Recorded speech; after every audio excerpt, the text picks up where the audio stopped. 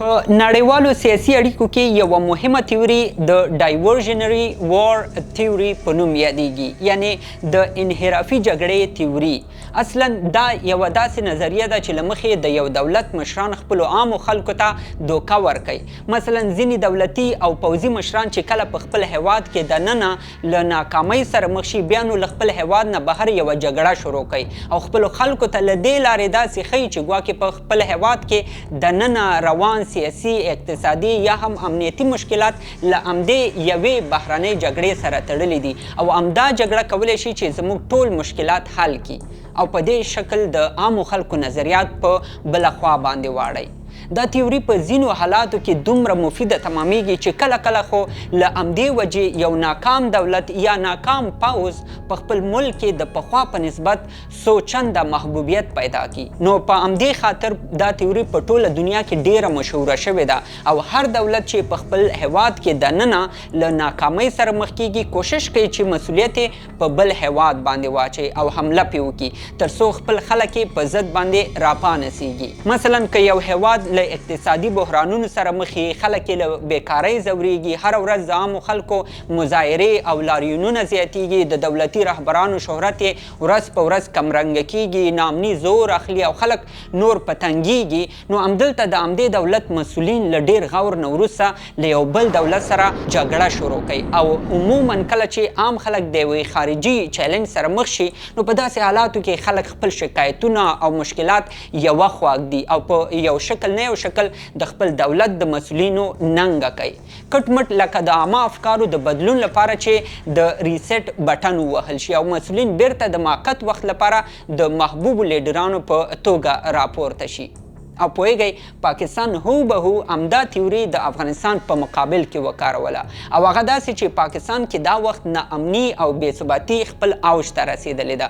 په تیرو څو کلونو کې د پاکستان په پوستو باندې بریدونه او جګړې څو چنده زیاتې شوي دي او لسګونه پاکستاني پوځیان پکې له منځه تللي دي. مثلا په 2022 کال کې په پاکستان کې 262 حملې شوې وې چې 390 پوځیانو ته پکې مرګ ژوبله اوښتې وه. په 2023 کال کې 248 حملې شوې وې چې له 500 نه زیاتو پوځیانو ته پکې تلفات رسېدلي وو.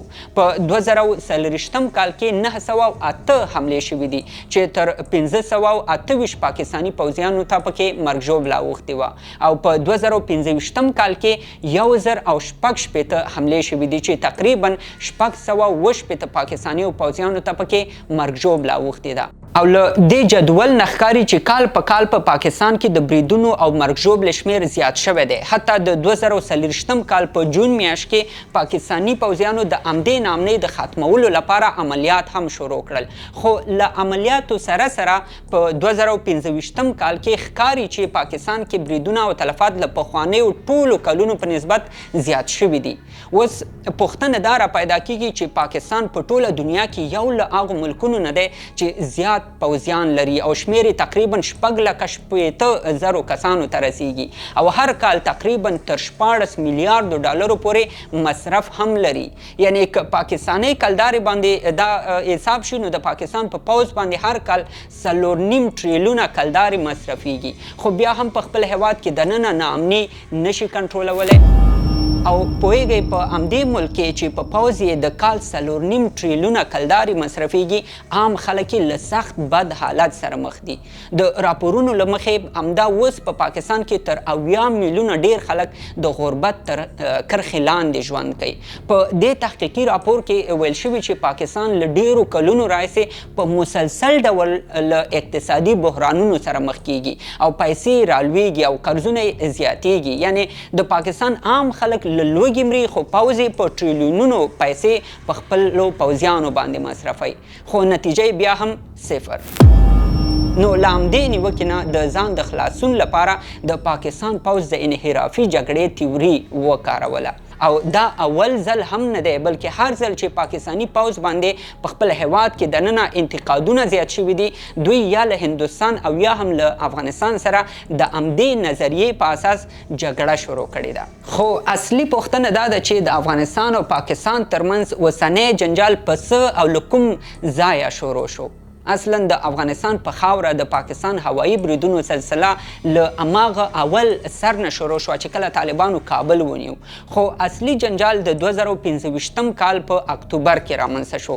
هغه وخت چې د طالبانو د بهرنیو چارو وزیر امیر خان متقي هندوستان ته سفر وکړ، هلته په اردو ژبه باندې خبرې وکړې او له بېلابېلو هندي مشرانو سره ملاقاتونه هم وکړل.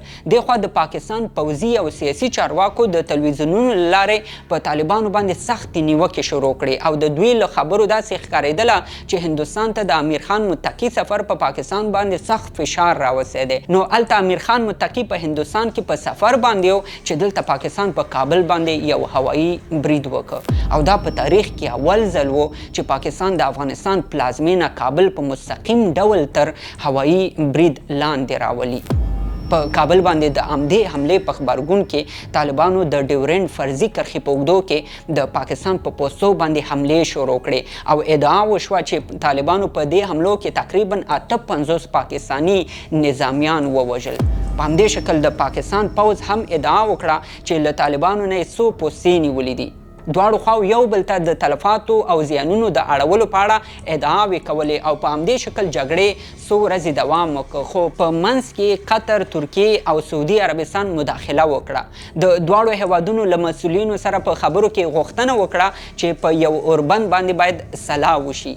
د قطر، ترکیې او سعودي عربستان په منځګړتوب څو وارې مذاکرات هم وشول، که څه هم دا ټول مذاکرات ناکام اعلان شول، خو په موقت اوربند باندې سلا وشوه. د مذاکراتو د ناکامۍ یو دلیل دا وښودل شو چې پاکستان ډېرې غیر معقولې او غیر واقعي غوښتنې کولې. مثلا پاکستان دا غوښتنه کوله چې افغانستان دې ورته تضمین ورکړي چې پاکستان کې به د ناامنۍ کومه پیښه نه کیږي. طالبانو استدلال کاوه چې هیڅ هیواد په بل هیواد کې د ناامنۍ د ختمېدو ضمانت نشي ورکولی.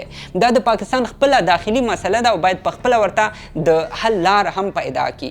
خو دلته یوه جالبه خبره چې امیر خان متقي په خپل یو کنفرانس کې کړې وه، هغه دا وه چې پاکستان په خپله له طالبانو غوښتنه کړې وه چې د ټي ټي پي وسلوال دی افغانستان ته واړول شي. امیر خان متقي ورته ویلي چې افغانان خو لیوني نه دي چې ساغ هم په خپل کور ته راوړي.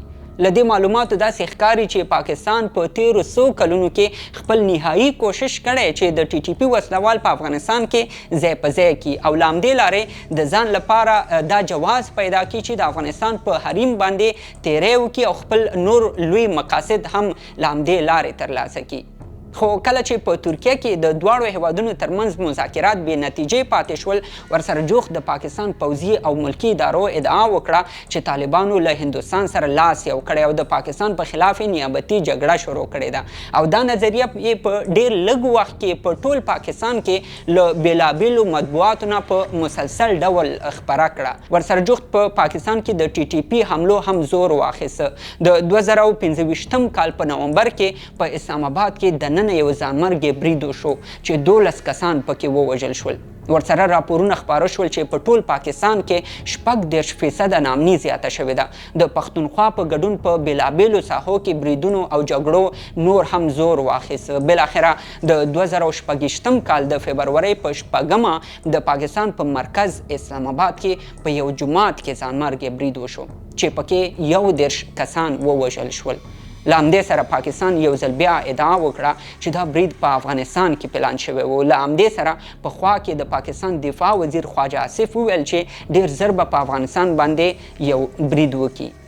له دې 2 هفتې وروسته د فبرورۍ په 22 په پاکستان د افغانستان په پکتیکا او ننګرهار ولایتونو کې هوایي حملې شروع کړې.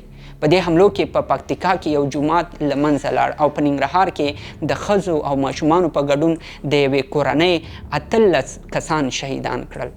دغه شخص ټوله کورنۍ د پاکستان په یو برید کې تباه شوې ده. بس منډې را منډې مور تیاره و نه ښکاره کېدو.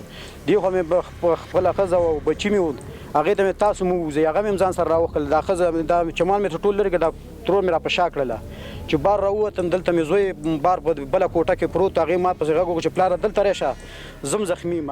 خو تر ټولو بده ایله دا چې پاکستان بیا د همدې بمبار په خوشحالۍ کې جشنونه هم ولمانځل او ادعا یې وکړه چې ګواکې په افغانستان کې د استخباراتي معلوماتو په اساس د ترهګرو پټنځایونه په نښه کړي دي. په داسې حال کې چې د برید ساحې ته ټول خبریالان ورغلي، هلته یې له خلکو سره خبرې کړي دي او په ټولو مرکو کې دا ثابته شوې ده چې د پاکستان په هوایي برید کې یوازې بېګناه ماشومان او ښځې شهیدان شوي دي. په همدې خاطر په ټول افغانستان کې د پاکستان خلاف د خلکو غبرګونونه راوپارېدل او دا ځکه چې یو خو پاکستان په افغان حریم باندې تیری وکړه، بلې ښځې او ماشومان شهیدان کړل او ورسره جوخت یې مسجد هم وویشته.